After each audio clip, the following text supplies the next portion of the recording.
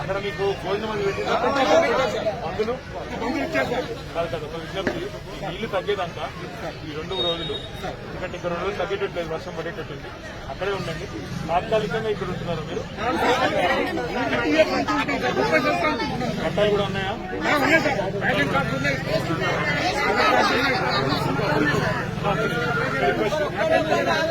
మీకు నష్టం జరిగిన దానికి కొంత సాయం చేస్తాము.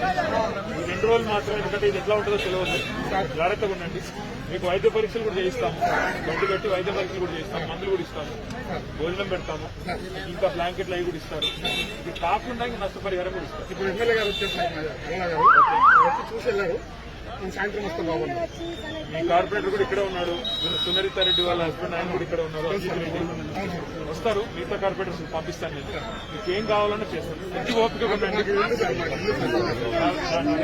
నా రిక్వెస్ట్ ఏంటంటే మొత్తం ఇస్తాం.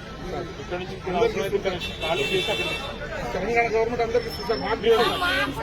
మాకు